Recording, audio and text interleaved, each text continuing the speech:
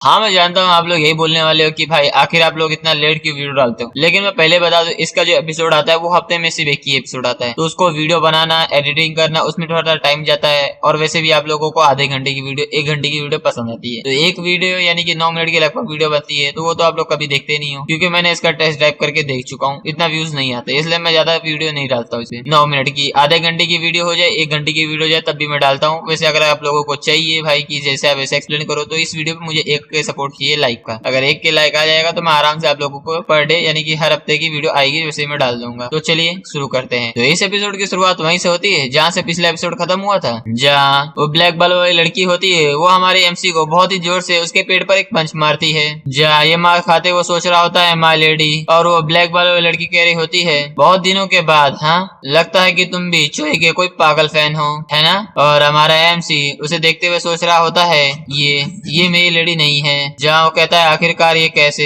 मैं इस बात पे बिलीव नहीं कर पा रहा हूँ। और उसके बाद वो उस ब्लैक बाल वाली लड़की से उसका नाम पूछता है आखिर तुम्हारा नाम क्या है। जहाँ वो सोच रहा होता है क्या ये अपनी याददाश्त भूल चुकी है। तो वो लड़की पूछती है क्या मेरा नाम, क्या तुम चोई सुन के फैन नहीं हो। और हमारा एमसी सोच रहा होता है नहीं ये बस ऐसा नहीं कि वो अपनी याददाश्त भूल चुकी है, ये लड़की उससे अलग है। और फिर हमारा एमसी उससे माफी मांगने लग जाता है। ये सुनकर तो वो लड़की थोड़ी सी हैरान हो जाती है। जहाँ हमारा एमसी उसे देखते हुए सोच रहा होता है ये एक डिफरेंट पर्सन है, ये बस उसकी तरह दिखती है। और वो लड़की को समझकर हमारे एमसी से माफी मांगने लगती है कि अचानक उसने उसके ऊपर हमला कर दिया। जहाँ वो हमारे एमसी से अपनी माफी मांगी रही होती है, लेकिन तभी वहाँ उसके पीछे 2 बंदे आते हुए हमारे एमसी को पकड़ लेते हैं। जहाँ पर वो चिल्लाते हुए हमारे एमसी से कह रहे थे तुम एक पागल फैन हो है ना। जहाँ दूसरा बंदा कह रहा होता है मिच्चोई इसे तो हमारे ऊपर ही छोड़ दो, लेकिन हम देखते हैं कि वो अपनी पूरी ताकत भी लगाकर हमारे एमसी को तो वहाँ से हिला ही नहीं पा रहे थे। जहाँ वो हैरानी से कह रहे थे आखिरकार इस बंदे की स्ट्रेंथ कितनी है, मैं तो इसको हिला ही नहीं पा रहा हूँ। तो इन लोगों को देखकर चोई उन लोगों से बोलती है ये तो मेरे मैनेजर्स हैं, आखिर ये लोग यहाँ पर क्या कर रहे हैं। तो ब्लैक बाल लड़की उन दोनों से कह रही होती है देखो पागल फैन वो नहीं है बल्कि वो दोनों जो लेटे हुए हैं वो दोनों हैं, जाओ उनको जाकर पकड़ो। तो ये सुनते ही वो दोनों बंदे उन दोनों को पकड़ लेते हैं। जहाँ उसे पकड़कर उन दोनों को ले जाते हुए कह रहे होते हैं आखिर वो लंबे बालों वाला बंदा कौन है। तो ये सुनते ही वो ब्लैक बाल लड़की पीछे मुड़कर देखती है, जहाँ पर हमारे एमसी को देखते हुए सोच रही होती है वो एक ऐसे पर्सन की तरह दिख रहा है जिसकी कहानी है बहुत ही ज्यादा दुख भरी कहानी। और उसके बाद हमारा सीन कट होता है, हम एक समाधि को देखते हैं जहाँ पे हमें हमारे एमसी और यूनी को दिखाया जाता है। जहाँ हमारा एमसी उससे कह रहा होता है अच्छा यही है माय लेडी की समाधि। जहाँ यूनी कहती है मैंने जैसा सोचा था ये तो जगह उससे ज्यादा बर्बाद है, नहीं ये तो बल्कि और भी उससे ज्यादा बर्बाद हो रही है जगह। आई गेस मुझे लगता है कि बहुत ही ज्यादा समय जा चुका है इसलिए इस जगह की हालत ऐसी है। मैंने इस इंफॉर्मेशन के बारे में कंफर्म किया था, इस जगह के बारे में कंफर्म किया गया था इस कंट्री के सबसे ज्यादा बड़े हाथों से जिसको प्रेसिडेंट ने इंट्रोड्यूस करवाया था। और उसके साथ साथ मैंने भी कुछ सोर्स से इस बातों को भी कंफर्म किया था। जितनी भी जानकारी मुझे मिली है उसके अकॉर्डिंग मिन फैमिली की लेडी रेबेलियन के दिन ही मर गई थी, और यहाँ तक कि वो जो चीजें यूज करती थी वो भी उसी कब्र के अंदर थी। लेकिन तभी जो यूनी है वो कुछ देख लेती है, जहाँ पर हमारा एमसी वो नीचे बैठकर अपने घुटने टेक कर अपने सर को नीचे झुकाया हुआ था। तो ये देख कर यूनी उससे बोलती है चोकरेगियोन, लेकिन तभी हमारा एमसी तो बहुत ज्यादा गुस्से से चिल्लाते हुए कह रहा था माय लेडी, और मन में सोच रहा होता है अब मुझे समझ में आ रहा है उस दिन जब मैंने वो कदम उठाया था अपनी लेडी को बचाने के लिए तो उसकी वजह से मैंने अपना आयरन रूल तोड़ दिया था, मैं अंत तक उनके साथ रह नहीं पाया। यहाँ पर हम देखते हैं कि वो इसकी वजह से बहुत ज्यादा गुस्से में आ गया था, वो अपने आप को ही कोस रहा था। जहाँ वो कहता है मैं इतना भी नहीं कर पाया, मैं आपको बचा भी नहीं पाया, जहाँ इतना होने के बावजूद भी मैं अपना ये शकल लेकर आपके सामने आ गया, मुझे अपने ऊपर बहुत ही ज्यादा गुस्सा आ रहा है। और वहीं पर हम यूनी को भी देखते हैं जो कि ये सब देखते हुए सोच रही थी जैसे कि नदी में लहरें आ रही है और ये सभी पहाड़ कांप रहे हैं, लेकिन इसका मतलब कुछ भी नहीं है क्योंकि माय लेडी की डेथ हो चुकी है। और वो जो लड़की जो कि माय लेडी की शक्ल को रखती थी क्या वो शायद, और उसके बाद हमें उसी लड़की को दिखाया जाता है जहाँ दरवाजा खोलते हुए खुशी से कह रही होती है मैं पहुंच गई, डेंडेलियन पहुंच चुकी है। लेकिन हम सामने की तरफ देखते हैं वहाँ पर तो कोई नहीं होता है। जहाँ वो कह रही होती है क्या कोई नहीं है यहाँ पर, क्या वो सारे के सारे बैंकरप्ट हो गए। लेकिन तभी हम वहाँ पर एक बंदे को देखते हैं जहाँ वो सो रहा था। जहाँ वो कहता है आखिरकार तुम किस बारे में बात कर रही हो। जहाँ वो लड़की कहती है बॉस। जहाँ वो लेटा हुआ बंदा कहता है अगर यहाँ से सारे वर्कर भी छोड़कर यहाँ से चले जाए ना तब भी मैं इस कंपनी को कभी नहीं छोड़ूंगा। लेकिन जो डेंडेलियन होती है वो कहती है जी हाँ हाँ इसका नाम डेंडेलियन है। जहाँ वो कहती है लेकिन आप यहाँ पर तो सो रहे हो अपने घर को छोड़ने के बाद। तो ये सुनकर वो बंदा कहता है देखो तुम छोटे छोटे डिटेल को लेकर मत बैठो, और हमें इसका फेस भी दिखाया जाता है और हमें इसका नाम पता चलता है। इसका नाम है सीडीओ, जो कि एसडी एजेंसी का सीईओ है और ये इस कंपनी का एक लौता एम्प्लॉय है, यानी कि इस कंपनी में इसके सिवा और कोई काम करने वाला नहीं है। जहाँ पर वो आदमी डेंडेलियन से कहता है तुम तो सही टाइम पर आई हो, जाओ मेरे लिए एक कटोरा नूडल्स बना कर लाओ। तो ये सुनकर डेंडेलियन कहती है एक्सक्यूज मी, देखो मैं इस कंपनी में एक सेलिब्रिटी की तरह हूँ, क्यों मैं हूँ कि नहीं, और मैंने तो अभी तक अपना अच्छा काम स्टार्ट भी नहीं किया है। लेकिन सीडीओ उसकी बात को इग्नोर करते हुए उससे कहता है हाँ मेरी गर्दन, अच्छा तुम इस तरीके के ऐड क्यों कर रही हो, क्या मैं तुम्हारे लिए भी एक कटोरा बना दूं? तो ये सुनकर डेंडेलियन गुस्से से कहती है क्या क्या तुमने अभी तक न्यूज नहीं देखा? तो ये सुनकर सीडीओ कहता है हाँ मैंने वो इंटरव्यू वाली वीडियो देखी थी जो कि काफी ज्यादा वायरल हो रही है और उस जगह पर बहुत ही लोग पहुंचने की भी कोशिश कर रहे हैं, लेकिन तुम बस थोड़े दिन के लिए वेट करो,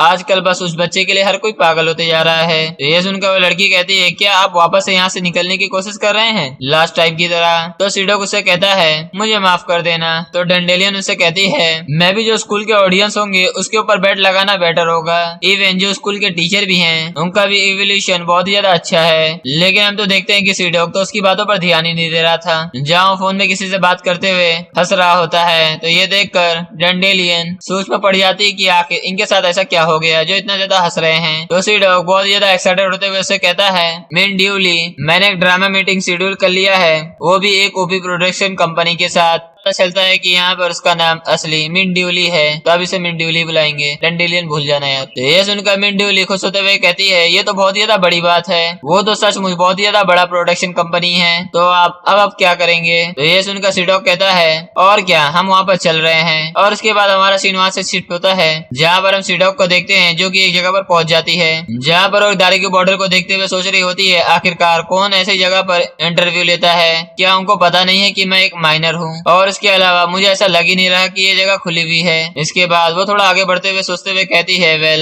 ये एक बहुत बड़ी प्रोडक्शन कंपनी है, तो शायद यहाँ पर कोई ऐसी प्रॉब्लम तो नहीं होगी, इसलिए तो बॉस ने मुझे यहाँ पर अकेला भेजा है। लेकिन तभी वहाँ पर एक बंदा उसे आवाज देते हुए कहता है हे यहाँ पर आओ। इसके बाद हम देखते हैं वो लड़की वहाँ पर चली जाती है, जहाँ पर वो बंदा एक गिलास में जूस या फिर डालू डालते हुए कहता है सो तो तुम्हारा नाम मिंडू ली है, क्या ही प्यारा नाम है। और इसके बाद वो उसे पीने के लिए कहता है, लेकिन मिंडू ली तो उसे पकड़ती ही नहीं है। तो उसे देखकर वो बंदा कहता है आखिर तुम इसे पी क्यों नहीं रही हो? तो मिंडू ली उसे कहती है मुझे माफ कर देना, लेकिन मैं भी पी नहीं सकती, मैं भी तो माइनर हूँ। तो ये सुनकर वो बंदा कहता है अरे सॉरी मेरी गलती है, मेरा मूड थोड़ा अच्छा था इसलिए मुझे लगा कि तुम माइनर नहीं होगी। तो ब्लैक बाल वाला बंदा उसे कहता है अरे तुम प्रेशर फील मत करो, तुम बस पानी पियो, ये लो। तो मिंडू ली उस पानी को पीते हुए सोच रही होती है क्या ये लोग थोड़े ज्यादा क्यूरियस हैं। और तभी वो दो लोग होते हैं वो कहते हैं मिस मिंडू ली आपको यहाँ पर नर्वस होने की कोई भी जरूरत नहीं है, आप इसे किसी इंटरव्यू से ज्यादा ऐसा सोचिए कि हम दोनों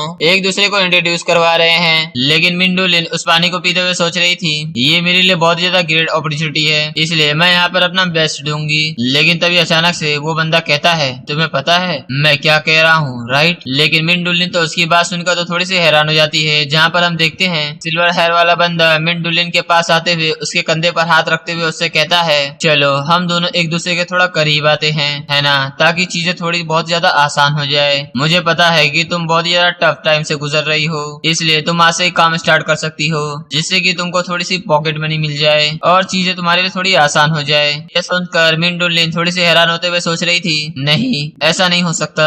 और हम उस बंदे को हाथ को देखते हैं जो कि मिंडोलिन की गलत जगह पर छूने की कोशिश कर रहा था, जहाँ वो कहता है मैं सही कह रहा हूँ ना, है ना? जहाँ मिंडोलिन कहती है ये तो, जहाँ फिर उसके हाथ को झिटकते हुए कहती है घंटे का अच्छा है, मैं तुम्हारे लिए बिल्कुल भी काम नहीं करूंगी, भले तुम इसके लिए मुझे बिल्डिंग की क्यों ना ऑफर कर दो। जहाँ वो साथ हुए सोच रही थी आखिर इसकी हिम्मत कैसे हुई, लेकिन तभी उसका सर चकराने लगता है, जहाँ उसको चक्कर आने लगते हैं। और उसके बाद हम उन दोनों को बंदे को देखते हैं, जहाँ ब्लैक हेयर वाला बंदा उसे कहता है सीईओ चियोन ये बहुत ही ज्यादा अच्छी है, लेकिन क्या हमें सचमुच ड्रग यूज करने की जरूरत थी? और वहीं पर हम मिंडोलिन को देखते हैं जो कि कहती है साले कमीने लोग तुमने तो पानी में कुछ मिलाया था। तो ये ये सुनकर वो बंदे कहते हैं बिंगो, तुमने तो बिल्कुल भी एक्सपेक्ट नहीं किया होगा कि हम पानी में भी कुछ मिला सकते हैं? और वैसे भी जो सीडोक है उसे तो बेवकूफ बनाया गया है और ये चीज तो हर कोई जानता है। वेल हमें क्या, हमें तो इससे मजे आ रहे हैं, इसलिए इसे किससे फर्क पड़ता है और तुम्हें तो ये एक के बारे में पता लग जाना चाहिए था। और ये सुनकर तो मिंडोलिन कहती है साले कमीने लोग, वो तुम्हारे सीनियर हैं फिर भी तुम लोग उनके नाम से उन्हें बुला रहे हो। ये सुनकर सीओ चियोन कहता है लेकिन तुम ही कहो, मैंने ऐसा तो कुछ गलत तो कहा नहीं है। वैसे भी वो प्रोबेबली अभी स्क्रिप्ट पढ़कर हंसी रहा होगा और जहाँ तक मुझे उसके बारे में पता है उसको नौकरी से निकालने के बाद उसकी ये पहली जॉब है। और उसके बाद वो दोनों मिंडोलिन के पास आते हुए कहते हैं क्या तुमने सुना ना कि उसने क्या कहा था, इसके जैसे बच्चे कभी भी अपने सपनों से गिव अप नहीं करते। तो ये सुनकर ब्लैक वाला लड़का उसे कहता है आखिर इसमें तुम्हारा मतलब क्या है? और वो सीओ चियोन कहता है और क्या, मैं ये कह रहा हूँ कि हमें इसके सपने का एडवांटेज लेना चाहिए। और उसके बाद हम उस ब्लैक हेयर वाले बंदे को देखते हैं जो कि किसी से बात कर रहा होता है। हाँ, हमने पूरा प्रोग्रेस बहुत अच्छे से कर लिया है और सारी चीजें यहाँ पर स्मूथली जा रही है, इसलिए मैं आपको बहुत ही जल्दी फाइल भेज दूंगा। जहाँ हमें उसके बारे में तो नहीं बताया जाता, बस हमें उसका फोन ही दिखाया जाता है। और फिर वहाँ से सीन शिफ्ट होता है, हमें प्रेसिडेंट के रेसिडेंट को दिखाया जाता है जहाँ पर हमारा एमसी आसमान की तरफ देखते हुए कह रहा होता है माय लेडी, अब बस मेरे पास सिर्फ बदला ही बचा हुआ है। जैसा कि मैंने कहा था कि उसके पास जो भी सारी चीजें हैं मैं उस सभी को डिस्ट्रॉय कर दूंगा और मैं एक साथ ही मर जाऊंगा। जहाँ हमारा एमसी इसी के बारे में कह रहा होता है, पर तभी वहाँ पर यूनी आती है जो उससे कहती है तुम्हें सचमुच एक अच्छा प्लेस मिला है। तो ये सुनकर हमारा एमसी से कहता है मैं पक्का श्योर हूँ कि आज मैंने तुम्हें काफी ज्यादा क्यूआई दे दी है, तो फिर आखिर तुम यहाँ पर क्या लेने आई हो? यूनी उससे कहती है तो फिर क्या मैं तुम्हें कार लग रही हूँ क्या? और वैसे भी मैं यहाँ पर इसलिए आई हूँ क्योंकि मेरे पास एक इंटरेस्टिंग न्यूज है। अगर हमारा एमसी उससे पूछता है तो क्या ये योन के बारे में है? तो यूनी उससे बोलती है नहीं। तो ये सुनकर हमारा एमसी उससे कहता है तो फिर यहाँ से निकल जाओ। यूनी बोलती है तुम बस इसके बारे में सुनो, वो लड़की जो कि लेडी की तरह दिखती है, शायद उसने अपनी मेमोरी खो दी है या फिर ऐसा ही कुछ। पहली बात तो वो दिखने में इतनी ज्यादा सिमिलर थी कि मैं खुद भी उसे पहचान नहीं पाई थी, इसलिए मुझे ऐसा लगा कि शायद कोई पॉसिबिलिटी हो सकती है। तो इसलिए मैंने कई सारे बुक में खोजबीन किया और मुझे कुछ पता चला।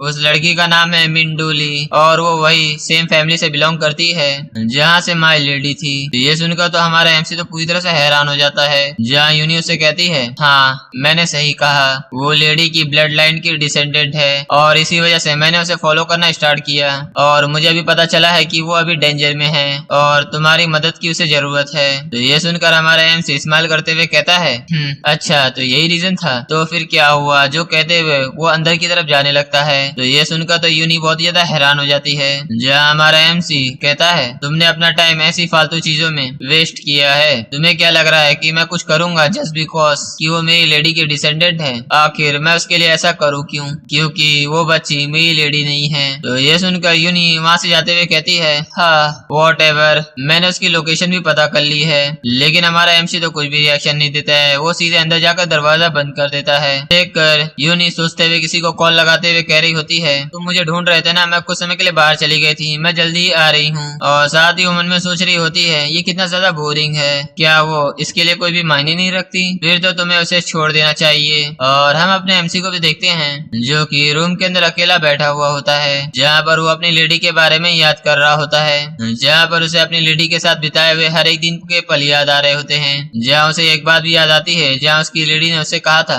शोग्रीगियोन मेरे लिए एक फेवर करना कि मैं जब भी पीछे देखूं तुम हमेशा मेरे साथ रहना। जहाँ ये सब याद करते हुए अपना एमसी सोच रहा होता है नहीं ऐसा नहीं हो सकता, उसका नाम मिंग है और वो मेरी लेडी नहीं है, इसलिए मुझे उनके बारे में चिंता करने की जरूरत नहीं है। मैं पक्का श्योर हूँ कि उसके पास भी कोई उसे प्रोटेक्ट करने वाला होगा।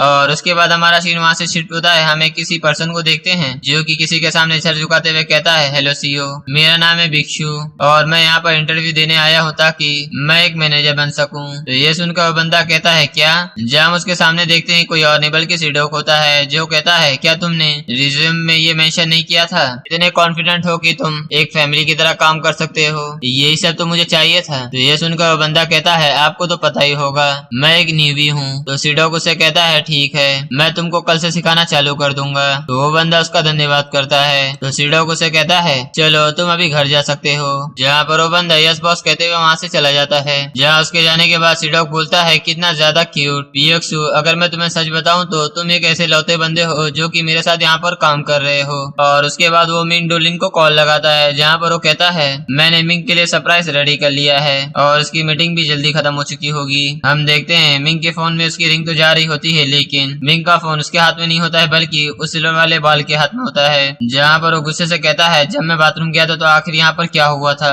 जहाँ पर हम देखते हैं कि दूसरे बंदे की हालत तो बहुत ही ज्यादा खराब होती है। जहाँ वो कहता है बॉस मुझे माफ कर दीजिएगा, उस साली कमीने ने तो मुझे उल्लू बनाया। मैं जैसे ही उसके पास उसे टच करने के लिए गया वैसे ही उसने मेरे मुंह पर एक पंच मारा। तो ये सुनकर वो बंदा गुस्से से लात मारते हुए कहता है फक फक, आखिरकार क्या होगा जब वो पुलिस के पास जाकर हमारे बारे में कंप्लेंट कर देगी। तो ब्लैक हेयर वाला बंदा उससे कहता है बॉस प्लीज शांत हो जाओ, अभी वो ड्रग्स बहुत ही ज्यादा हाई है और उसके लिए शायद अभी भी चलना बहुत ही ज्यादा मुश्किल होगा, इसलिए मैं श्योर हूँ कि वो अभी तक ज्यादा दूर तो नहीं गई होगी। और वहीं पर हम मिंग को भी देखते हैं जहाँ उसकी हालत तो बहुत ही ज्यादा खराब होती है उस ड्रग्स की वजह से, जिसकी वजह से वो सही से चल भी नहीं पा रही होती है। जहाँ वो चलते हुए सोच रही होती है मुझे ऐसा फील हो रहा है जैसे कि मैं नीचे गिर जाऊंगी, अगर मैंने अपने फोन को वहाँ पर नहीं गिराया होता तो मैं कहीं पे चुप के पुलिस को कॉल लगा देती, लेकिन अब मैं वो नहीं कर सकती, मुझे बस यहाँ से आगे बढ़ते रहना होगा। लेकिन क्या सचमुच पहले से ये हॉल इतना ही ज्यादा बड़ा था? मुझे जल्दी करना होगा, मुझे उनकी कदमों की आवाज आ रही है, ऐसा लग रहा है कि वो बहुत ही तेजी से मेरे पास बढ़ रहे हैं। जहाँ पर हम देखते हैं कि मिंग धीरे धीरे कर दरवाजे के पास बढ़ रही होती है, जहाँ पर वो सोच रही होती है मुझे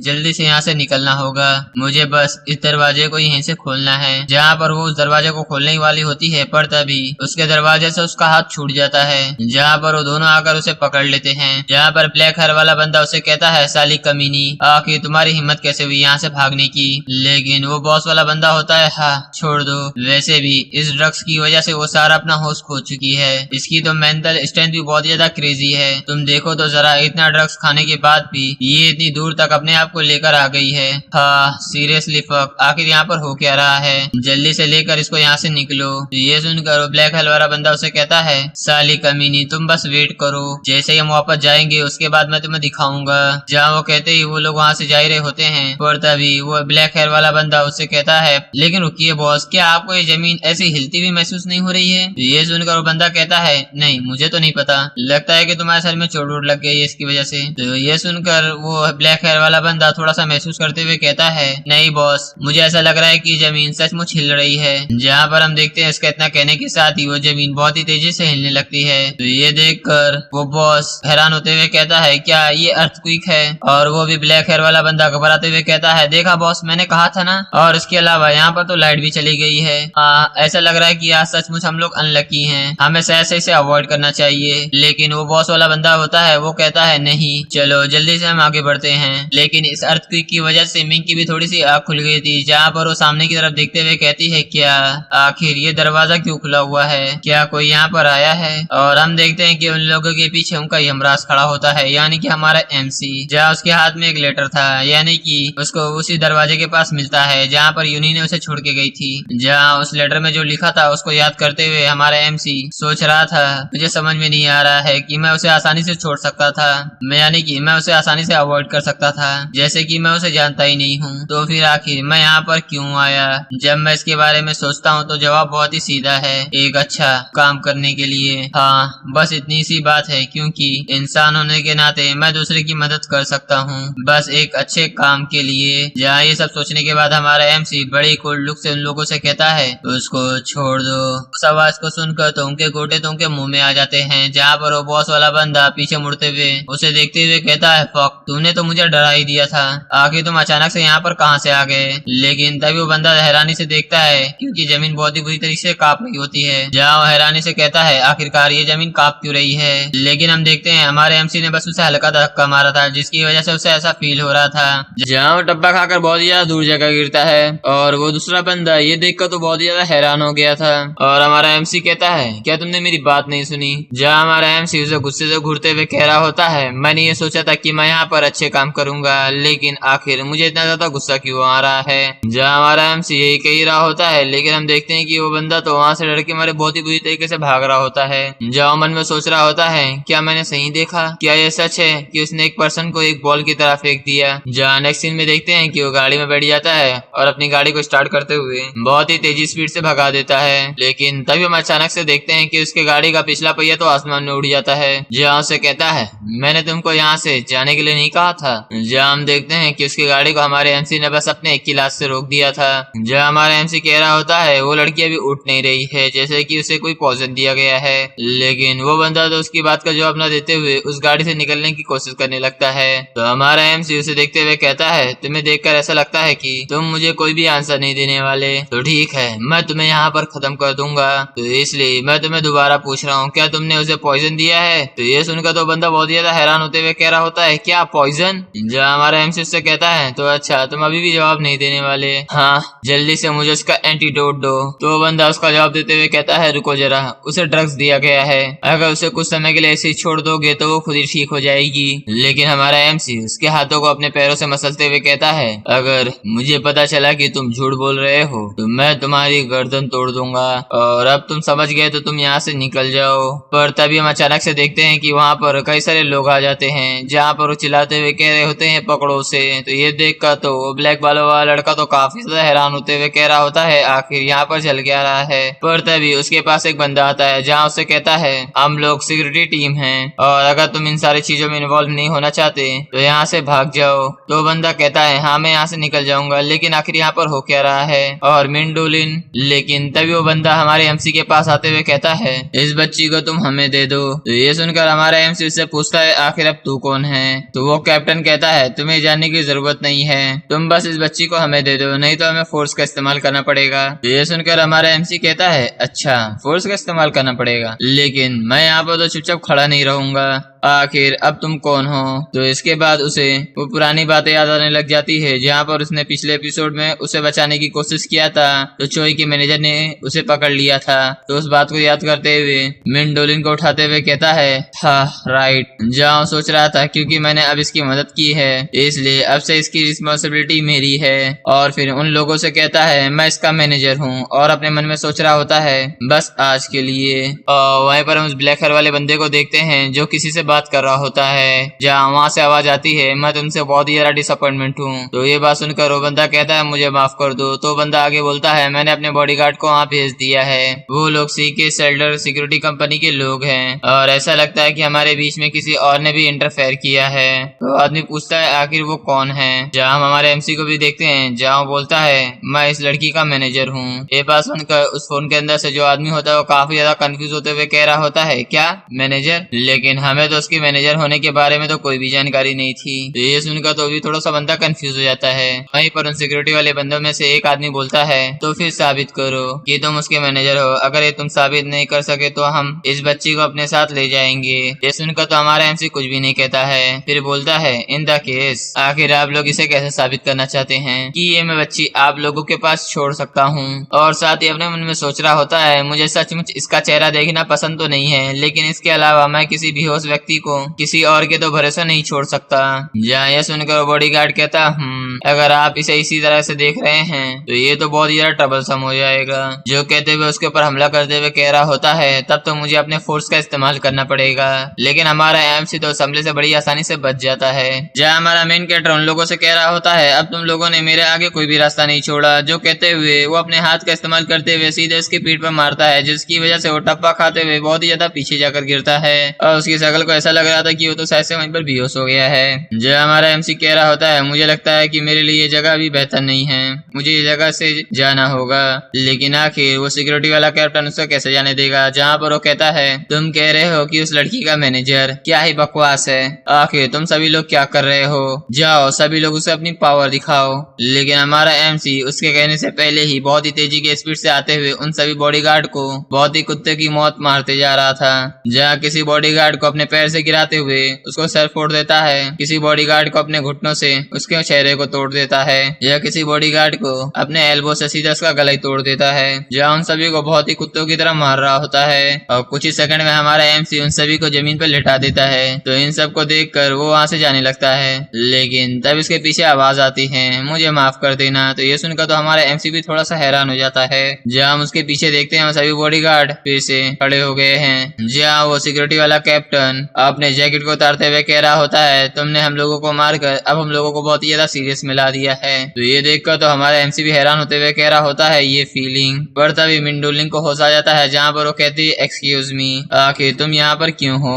तो उसे देखकर हमारा एमसी से पूछता है, तुम ठीक समय पर उठ गई हो, तो बताओ क्या तुम इन लोगों को जानती हो? तो ये सुनकर तो मिंडोलिंग भी थोड़ी सी हैरान हो जाती है, जहाँ पर वो कहती है, आखिर ये लोग कौन हैं? तो ये सुनकर हमारा एमसी अपने ऑरा को रिलीज करते हुए कह रहा होता है, तो ठीक है, तुम बस अपनी आंख को क्लोज कर लो। तो ये सुनकर तो भी ज्यादा हैरान होते हुए कह रही होती है, क्या अभी यहाँ पर क्या हो रहा है? और वहीं पर हमें उन सभी सिक्योरिटी गार्ड को दिखाया जाता है, जो लोग सभी अपनी फाइटिंग की पोजीशन पर आ गए होते हैं, जहाँ पर उनमें से कैप्टन कह रहा होता है, ये आदमी हमारे लिए परेशान करने वाला हो गया, तो चलो पहले इस आदमी का ख्याल रखते हैं, फिर यहाँ लड़की को सुला देंगे और फिर उसे ले जाएंगे। मैं 3 तक गिनूंगा, उसके बाद सीधे उसके ऊपर हमला कर देंगे। जहाँ पर वो एक ही बोलता है, लेकिन हम देखते हैं कि वो लोग तो उल्टा हो गए थे। जहाँ हमें पता चलता है कि हमारा एमसी की स्पीड बहुत ज्यादा तेज होती है, इसलिए उन सभी के आगे से निकल गया था, जिसकी वजह से उसके प्रेशर की वजह से वो लोग आसमान में उड़ गए थे। तो ये देखकर तो मिंगडोलिंग भी बहुत ज्यादा हैरान हो गई थी। व्हाट? वाव! हाँ दोस्तों, बस इसका यही एक्सप्रेशन था। जहाँ वो सोच रही थी आखिर ये कितना ज्यादा स्ट्रॉन्ग है। और फिर वहां से सीन शिफ्ट होता है, हमें मिंग डुंगलिंग को उसकी ऑफिस में दिखाया जाता है, सीडॉक के ऑफिस में, जहाँ सीडॉक ये सारी बातें सुनते हुए कह रहा होता है, तो तुम ये सब झेल चुकी हो? मिंग डुंगलिंग कहती है, हाँ मैंने अभी भी यही झेला है। तो ये सुनकर तो सीडॉक को बहुत ज्यादा गुस्सा आ रहा होता है, जहाँ पर वो गुस्से से उन सभी को गाली देते हुए मन में सोच रहा होता है, मैं बहुत ही ज्यादा लापरवाह हो गया था, मैंने सिर्फ इसीलिए अपने गार्ड को डाउन कर दिया क्योंकि वो एक बड़ी कंपनी है, मुझे उसे अकेले नहीं भेजना चाहिए था, वो मदरफकर। तो मिंग डुंगलिंग भी तो अपने बॉस को देखकर बहुत ज्यादा हैरान होते हुए कह रही होती है, बॉस। वहीं पर सीडॉक अपने मन में सोच रहा होता है, हाँ मुझे पता है कि ये ठीक होने का नाटक तो कर रही है, लेकिन मुझे यकीन है वो सदमे में है। मैंने सोचा था कि एक अच्छी सी अपॉर्चुनिटी है, लेकिन मैं पागल था, ये सिर्फ एक डिजास्टर था। फिर इतना सब सोचते हुए वो कहता है, तो ठीक है। तो ये सुनकर तो मिंग डुंगलिंग भी थोड़ी सी हैरान हो जाती है, जहाँ पर वो पूछती है, आखिर तुम सडनली कहाँ जा रहे हो बॉस? तो सीडॉक वहां से जाते हुए कह रहा होता है, मैं उन सभी को जान से मार डालूंगा। जहाँ बड़े गुस्से से कह रहा होता है, वे ही वो लोग हैं जिन्होंने सबसे पहले अपनी लाइन को क्रॉस किया है। तो ये सुनते मिंग डुंगलिंग उसे कहती है, तो तुम वहां पर जा रहे हो फाइट करने के लिए? क्या तुम्हें भरोसा है कि तुम इतनी बड़ी कंपनी से उनसे लड़ सकते हो? मैं भी यही चाहती हूँ कि मैं उनको पूरी दुनिया के सामने ले आऊं, लेकिन हम लोग बहुत ही ज्यादा कमजोर हैं। ये एक ऐसी दुनिया नहीं है जहाँ पर हम चाहे जितना भी चिल्लाएं और लड़ें, अंत में हमें ही हार मिलेगी। तो प्लीज बॉस यहाँ से मत जाओ, इस फाइट को स्टार्ट करने का कोई भी मतलब नहीं है, ये सिर्फ बकवासी है। तुम्हें मालूम ही होगा कि मैं क्या कहना चाहती हूँ। और फिर खुश होते हुए या चेहरे पे उदास वाली स्माइल आते हुए हंसते हुए कह रही होती है, तो चलो बाद में उनसे ठीक से लड़ेंगे और इस गलती के लिए उन्हें हजारों गुना वापस पे बैक करवाएंगे, लेकिन अभी के लिए चलिए स्टार्ट करते हैं उसका धन्यवाद करने के लिए। आप एक बहुत ही ज्यादा व्यस्त इंसान हैं, तो इसलिए आपको पहले पता होना चाहिए कि पहले क्या आता है ना? जहाँ मिंग डुंगलिंग को धक्का देते हुए आगे लेते जा रही होती है, तो ये देखकर उसका बॉस यानी कि सीडॉक उसे कहता है, हाँ लेकिन। जहाँ हम नेक्स्ट सीन में देखते हैं कि हमारे एमसी को सीडॉक धन्यवाद कह रहा होता है, जहाँ उससे कहता है, वो मुझसे बेटर है, भले ही मैं उससे बड़ा हूँ, वैसे मैं आपका इस काम के लिए आपका क्या एहसान चुका सकता हूँ? तो हमारा एमसी उसे कहता है, इसके बदले में मुझे कुछ नहीं चाहिए, इसलिए बस मुझे ये और दो। जो कहते हुए अपने चाय का कप सामने की तरफ कर रहा होता है। मीठी चीज सचमुच बहुत ही ज्यादा अच्छी होती है। और उसी के पास मिंग भी होती है, जो कि खुश होते हुए अपने बॉस से कह रही होती है, बॉस ये फाइटिंग बहुत ही ज्यादा अच्छा है, तुम्हें पता है मुझे ऐसा लगता है कि इसके जैसा मैनेजर होना अच्छा होगा। जहाँ से और कहती है, क्या ही कोइंसिडेंट है, तुमने मुझसे ये नहीं कहा था कि तुमने मुझे कोई और ही समझ लिया था। मुझे लगता है कि शायद से वो बहुत ही ज्यादा प्रिटी होगी। और हमारा एमसी भी सोच रहा होता है कितना ही ज्यादा तुच्छ, मैंने वास्तव में उसे गलत समझा। पर तभी सीडॉक कहता है, 1 मिनट को। तो ये देखकर तो मिंग भी थोड़ी सी हैरान हो जाती है। जहाँ सीडॉक उसे पूछ रहा होता है, आप जीने के लिए क्या काम करते हैं? तो हमारा एमसी उससे कहता है अगर मैं इसका सही में जवाब दूं तो मैं सही बोलूं तो मैं वेल्ला बैठा हूँ। तो ये सुनकर सीडॉग कहता है ये तो बहुत ही ज्यादा अच्छा है, चलो अब तुम्हारे पास कोई भी रास्ता नहीं है, तुम परफेक्टली मेरी फिल्म के लिए फिट होते हो, क्या आप मैनेजर के रूप में काम करना चाहते हो। तो ये सुनकर मिंग अपने मन में सोच रही होती है क्या ये आदमी मेरा मैनेजर बनने जा रहा है। फिर वहीं से सीन शिफ्ट होता है, हमें किसी की आवाज सुनाई देती है जहाँ वो कह रही होती है क्या सचमुच, जहाँ हम देखते हैं चॉय होती है जहाँ वह हैरान होते हुए मिंग से बोल रही होती है कांग्रेचुलेशन मिंग, वो सचमुच बहुत ही ज्यादा अच्छी कंपनी है। सुनकर मिंग कहती है जैसा कि मैंने एक्सपेक्ट किया था। वहीं पर चॉय उसे हिलाते हुए बहुत ही ज्यादा एक्साइटेड होते हुए उसे कह रही होती है ओ माय गॉड मुझे तो बहुत ही ज्यादा प्राउड फील हो रहा है, तो यही वो जगह थी जहाँ पर तुम दुखी थी कि तुम एक मीटिंग के लिए जा रही हो। मिंग उससे कहती है तो मुझे नहीं लगता कि वो काम करेगा। तो ये सुनकर चॉय थोड़ा सा हैरान होते हुए कह रही होती है क्या आखिर तुम्हारा कहने का मतलब क्या है। तो ये बात सुनकर मिंग अपने मन में सोच रही होती है अच्छा हुआ मैंने चॉय सियोन को इसके बारे में नहीं बताया। जहाँ उसे दूर हटते हुए कह रही होती है मुझे बहुत ही ज्यादा अजीब फील हो रहा है। तो ये सुनकर वो दूर हट जाती है जहाँ उसे माफी मांगने लग जाती है और मिंग अपने मन में सोच रही होती है जैसा कि मुझे लगा था कि वो अपने मन में रो रही होगी। और मिंग उससे बोलती है अगर तुम्हें इस बात से दुख लग रहा हो तो क्या तुम मेरी मदद कर सकती हो। तो चॉय ये बात सुनकर थोड़ी सी हैरान होते हुए कह रही होती है क्या। जहाँ मिंग उसे बोलती है इस कास्ट को करने के बारे में कोई या टिप्स या कुछ आइडिया दे सकती हो या कुछ ट्रेड के सीक्रेट, जो कहते वो हंसने लग जाती है। तो ये सुनकर चॉय बहुत ही सीरियस होते हुए कह रही होती है ये बहुत ही ज्यादा है, फिर हंसते हुए कह रही होती है नहीं चलो ठीक है मैं तुम्हारी मदद कर दूंगी। तो ये सुनकर मिंग अपने मन में सोच रही होती है जैसा कि मुझे उम्मीद थी वो एक एंजल है। जहाँ चॉय कह रही होती है तुम मुझसे कुछ भी पूछ सकती हो, लेकिन तभी कोई उसे धक्का दे देता है। जहाँ वो लड़की कह रही होती है तुम लोग बहुत ही ज्यादा अनोइंग हो जो कि हमारे यहाँ पर रास्ता ब्लॉक करके रखे हो। तो ये देखकर मिंग अपने मन में सोच रही होती है ये लोग फिर से यहाँ आ गए। जहाँ हमें 3 लोगों को दिखाया जाता है जो लोग कहते हैं क्या। जहाँ उसके बाजू में जो लड़की खड़ी होती है जो जिसका बाल ब्लैक होता है वो कह रही होती है चॉय सियोन तुम सुंदर होने का नाटक कर रही हो। जहाँ उसके दूसरे बाजू में जो दूसरी लड़की होती है जिसका बाल येलो होता है वो कह रही होती है ये देहाती कुतिया और एक पाखंडी वास्तव में अच्छी तरह से साथ रहते हैं है ना। जहाँ हमें इसके बारे में पता चलता है ये लोग जिंग इंगलिंग गैंग से हैं। जहाँ उनके पीछे एक मोटा टकट्टा आदमी आते हुए कह रहा होता है हे हाई स्कूलर आखिर तुम किसे पाखंडी कह रही हो, क्या तुम झूठी जानकारी फैलाने की नफरत का एक्सपीरियंस करना चाहते हो। तो ये सुनकर वो येलो बाल वाली लड़की पीछे मुड़ते हुए कह रही होती है आखिर ये बेर कहाँ से आ गया। तो उसकी बातों को सुनकर वो मेन लड़की वहाँ से जाते हुए कह रही होती है चलो यहाँ से, ये बहुत ही ज्यादा अनोइंग है। तो उसे जाता हुआ देख कर चॉय कह रही होती है फिलहाल एक मैनेजर रखना बेहतर होगा, ना वे केवल इस तरह की स्थिति के लिए बल्कि और भी ज्यादा काम करने के लिए। यह हमें पता चलता है ये उसका मैनेजर है। जहाँ चॉय और आगे बोलती है हाँ इसका मतलब ये नहीं है कि मैनेजर बनाने के लिए उसकी शारीरिक बनावट ही सब कुछ है, ऐसा बिल्कुल नहीं है। तुम्हें किसी अच्छे इंसान को भी चुनना होगा जो कि तुम्हारे भरोसे के लायक हो, यानी कि एक तरह से वो सबसे ज्यादा भरोसेमंद इंसान होना चाहिए। तो ये सुनकर चॉय अपने मन में सोच रही होती है भरोसेमंद पर्सन, आई गेस मुझे ऐसा तो नहीं लगता कि वो इंसान बुरा होगा। वहीं से सीन शिफ्ट होता है, हमें वहाँ के एक सबसे ज्यादा बड़े टावर को दिखाया जाता है जिसका नाम तो मुझे शायद से याद नहीं है, अगर आपको याद होगा तो कमेंट में बता देना। जहाँ हमारा एमसी यूनी को कह रहा होता है तुम बहुत ही ज्यादा लेट हो। तो यूनी उससे कह रही होती है तुम मुझे ऐसे स्लेव की तरह मत ट्रीट करो, मेरा अपना भी शेड्यूल है। तो ये सुनकर हमारा एमसी कहता है क्या शेड्यूल, आखिर वो कैसा शेड्यूल है। तो यूनी उससे कहती है मुझे अपनी पर्सनल चीजों के बारे में तुम्हें रिपोर्ट करने की ऐसी कोई भी जरूरत तो नहीं है ना। बाय द वे वैसे तुम मुझे यहाँ पर किस लिए बुलाए हो। तो हमारा एमसी उससे कहता है मुझे तुम सेलिब्रिटी मैनेजर के बारे में डिटेल में बताओ कि आखिर उन लोगों का काम क्या क्या होता है। क्या यूनी कंफ्यूज होते हुए बोल रही होती है क्या मैनेजर, वो मैनेजर जिसे मैं जानता हूँ। एक मिनट रुको, लेकिन अचानक से तुम इसमें इतना ज्यादा क्यूरियस क्यों हो रहे हो। और अगर हम किसी मैनेजर की बात कर रहे हैं, ये एक ऐसी नौकरी होती है जिसमें किसी सेलिब्रिटी के शेड्यूल और उसकी पूरी जानकारी अपने अंदर ही रखना पड़ता है और ना ही किसी को बताना पड़ता है, और बल्कि उसकी हमेशा रक्षा भी करनी पड़ती है। ऐसी बहुत सारी जानकारी है। तुम एक तरह से ऐसा भी समझ सकते हो कि तुम जिसे पिछली लाइफ में दूसरों की रक्षा करते थे तुम इसी तरह से इसे भी समझ सकते हो। तो ये सुनकर हमारा एमसी कहता है तो अच्छा मुझे लगता है कि ये सही है। तो ये सुनकर यूनी पूछती है